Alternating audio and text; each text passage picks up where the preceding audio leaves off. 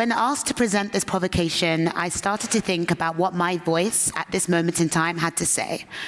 As a young curator, newly appointed as the curator of modern contemporary at EMOWAA in Benin City in Nigeria, I am extremely aware that I've been given an incredible opportunity to expand history and to be part of a team that can build a museum for the future. But in truth, this is an opportunity available to all of us in this room. Growing up in London, I loved museums. They were a place of solace for me as a young and curious girl. But I was acutely aware that museums and art could do much more. As I roamed the hallowed halls, I wondered why I couldn't see people that looked like me. And as I visited museums in Nigeria, I wondered why I was squinting at artifacts in dimly lit light and why they differed so much from the places I knew in London. So I stand before you today, hopeful, critical, optimistic, looking to provoke, and hopefully to inspire. When considering the title of this conference, Art for Tomorrow, I'm reminded of a quote by the late Okwe Enwinzel. He said, "The future belongs to Africa because it seems to have happened everywhere else. Now we reflect and we create our own future." How can we learn from institutions around the world? I've observed how museums have suffered with connection, have sometimes felt removed from local communities, have wrestled with looking for relevancy in an ever-changing world with an even faster changing value system and demographics. Young people want art to do more, mean more, and be more relevant to our lives. And so in this provocation, I'll be thinking about three main things that we should consider, and I will end with a global challenge. I'm interested in how we can be relevant to our audiences with a focus on youth, how we can sustain creativity economically as a museum, and how we can be better connected to a global art world. So, relevancy. At EMOWAA, we've been handed a blank sheet of paper and a chance to dream. Due to open in stages in Benin City in Nigeria from next year, EMOWAA will be a creative district designed by David Adjaye and other West African architects, and it will be a world-class arts, culture, and heritage complex that will celebrate, research, and conserve West African and diaspora art from the antiquity to the modern day. You probably would have heard about the museum when it was announced. It made a splash in the middle of a hot restitution debate.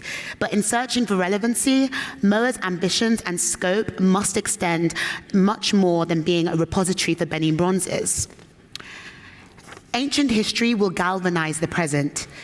At the heart of our mission is to excite, support, and inspire youth and contemporary creatives, from music to film to art to fashion, and this will hopefully inform our programming. It will definitely inform our buildings, our digital presence, and our ethos.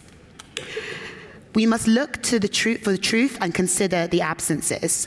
There is danger in absence.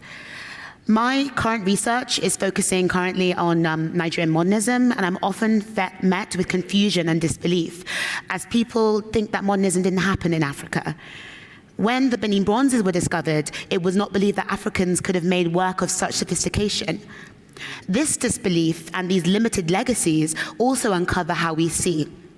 In choosing not to know, we're choosing what we want to believe. This is shaky territory, and it cannot go on.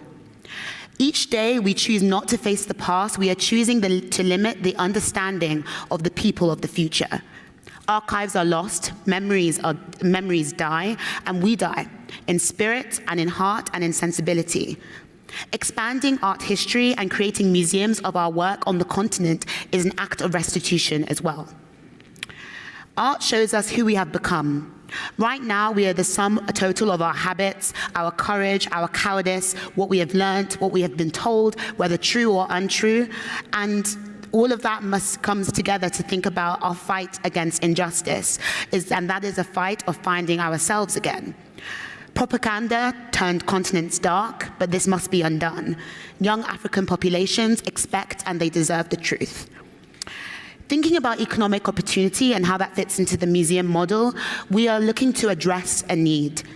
West Africa has a young population with over, for example, 70% of Nigerians being under 30. Unemployment is high, jobs are short, and the day-to-day pressures are very real. So uplifting and working with the hyper-creative communities, engaging with long traditions of crafts, artisans, and ensuring that we are not only places of display and celebration, but also of learning, career building, and creating a better future is incredibly important. Instead of building a palace for art, we deconstruct the museum itself, creating an expansive creative district and ecosystem that addresses the need of West Africa head-on. Art will not be the only thing that lives at EMOWAA. Artisans, artists, and all manner of creatives will make the museum campus our home. To build a critical social ecology, we must build incubators to archive and reimagine knowledge directly on the continent. But a world-class museum is not world-class if it revels in its shininess as where the surroundings are crumbling.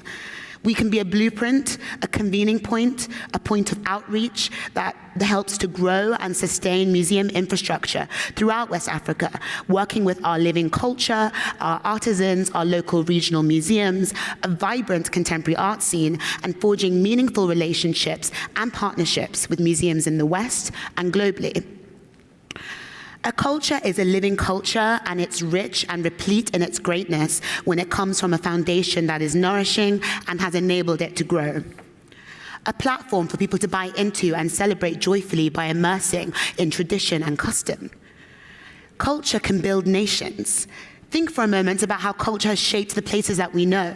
Scotland has embedded tweed into its national identity. Italy is home to artisans in many towns, Burano for lace, Murano for glass. West Africa is abundant in artisans. If you visit Egan Street in Edo State, in Benin City, you will come across a street of bronze casters.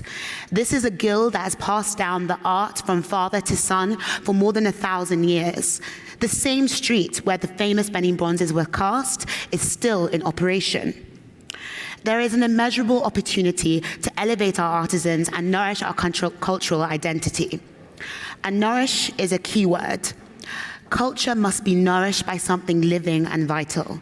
It is our role, from the museums to the foundations to the galleries in this room, to nourish culture outside of walls and even in what might seem to be faraway places. Doing that brings these places and our histories closer, transforms our worldview, boosts economies, and supports our future. And the next is connectivity. We must all be connected. Thinking about Benin bronzes and the restitution debate, the truth is restitution is shortchanged if it doesn't connect with the present and the future and catalyze a new form of connection. The return of objects does not reach its maximum impact if the global art world does not link this moment with the vibrancy of Africa's contemporary art scene and come together to support its overdue rise and those working within it. It is urgent to discover how the divided parts within us function together and live as one. As a diaspora, Nigerian but British born, I exist at an intersection of addressing the art history of a continent as the world is just starting to wake up to it, and in doing so, learning more about who I am in the process, almost in parallel. I exist in two worlds and I'm of two cultures simultaneously, and because of that, I think about things in a pluralistic way. How powerful a truly global art ecosystem could be, how intrinsically vital it is for institutions in the West to work with institutions in Africa like EMOWAA to establish a real cultural exchange. Art and culture are porous. They allow influence in, and it should work both ways. We cannot be an island. How can the Western art world engage and support institutions in West Africa and across the continent and connect these thriving hubs with their own so that this is a creative moment that is sustained? In the pursuit of a truly global arts ecosystem, one can envision a true and equitable connection of cultures and circulation of cultures. If globalization can bring Africa to the world and the world to Africa, how does this circulation produce returns? Restitution addresses the injustices of history and is symbolic as it reintroduces missing pieces back into the canon, but it should not be allowed to be static and one-dimensional. The return of objects such as the Benin bronzes is not the end of a relationship. It is just the beginning. At this moment, for example, I'm curating an exhibition that proves this concept. Without revealing too much, it's a Nigerian art exhibition that starts in Europe at one of the art world's most prestigious stages, and it travels back to Nigeria and hopefully further afield. Developed with both a global and West African audience in mind, this homecoming exhibition will demonstrate and instill an urgency to include Africa more centrally in a global art conversation. We can create and we can tour shows, and we can receive them too. In the pursuit of equity, we must re-establish West Africa at the table of global creativity as both a giver and a taker. And so I will end with a global challenge. I feel that we are at a crossroads. We are at the cusp of something, politically and culturally. There is this big unraveling, and in this moment, we are given two paths. A path of great opportunity to ask the deepest questions and reform and transform from a place of truth, or carry on, business as usual, with our heads in the sand, slowly ebbing towards a disquiet place of numbness. We have to make a choice about what type of people we wish to be and what type of humanity that we are. Luckily, art has a unique way of showing us the truth that we need to see. History is intuitive and art is clairvoyant. We are at this point because we have not been taught to face ourselves. The obstacles are always bigger in correlation to how active that we are.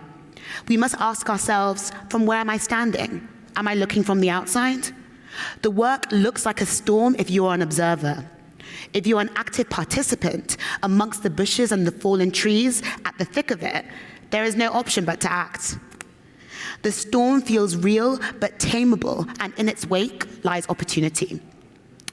I see my role as a curator at a new museum as a blessing, but also a protest. A protest against sitting comfortably and a call to arms to expand the way that we see the world. Black Lives Matter woke us up in the past years, but that was a hard price to pay to be awakened so late. Much has changed in the past years, but there is so much work to be done. Ironically, the responsibility of inaction often lies at the feet of those who have felt the consequence of said inaction the most, and that's where active collaboration comes in. We must be connected.